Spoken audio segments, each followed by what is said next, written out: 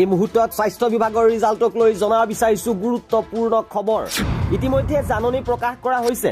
আজি 29 এপ্ৰিল তাৰিখে স্বাস্থ্য বিভাগৰ ৰিজাল্ট প্ৰকাশ কৰা হ'ব কিন্তু এই মুহূৰ্তলৈকে অফিচিয়েল ৱেবছাইটত কোনো ধৰণৰ আপডেট অহা নাই ৰিজাল্ট কেইটা বজাত আপোনালোকে লাভ কৰিব ৰিজাল্ট কিমান সময়ত আপোনালোকে লাভ কৰিব এই সম্পৰ্কত আমি জনাব বিচাৰো যে পূৰ্বৰ যিসমূহ স্বাস্থ্য বিভাগৰ ৰিজাল্ট ঘোষণা কৰিছে সন্ধ্যা ভাগত ঘোষণা কৰা হৈছে গতিকে নিশ্চিতভাৱে আজিও আপোনালোকে সন্ধ্যা গ্ৰেড 4 ৰ ৰিজাল্ট লাভ কৰিব লগতে জনাব বিচাৰো যে কিমান নম্বৰ পালে আপোনালোকৰ নাম আহিব পাৰে কিমান নম্বৰ কাট অফ যাব পাৰে এই সম্পৰ্কত আপোনালোকক জনাই দিব বিচাৰো উল্লেখযোগ্য যে সৰ্বমুঠ পদৰ সংখ্যা হৈছে 1192টা ইয়াৰে জেনেৰেলৰ ক্ষেত্ৰত পদৰ সংখ্যা 477টা তেনেধৰণে বাকি পদসমূহ কেটেগৰী ৱাইজ ভাগ কৰা হৈছে আৰু জানিব পৰা গৈছে যে একাংশ পৰীক্ষাৰ্থী অনুপস্থিত আছে আৰু অনুপস্থিতিৰ সংখ্যা অধিক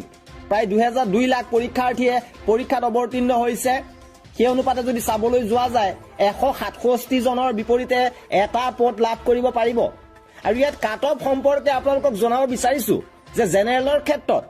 92 ৰ পৰা 96 লৈ কাট অফ যাব পাৰে ইডব্লিউএছ ৰ ক্ষেত্ৰত তেনেধৰণে 90 ৰ পৰা 94 ওবিসি এমওবিসি ৰ 88 ৰ পৰা 92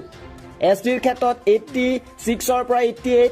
আৰু এছটিপি ৰ ক্ষেত্ৰত 84 ৰ পৰা 86 এছটিএইচ ৰ ক্ষেত্ৰত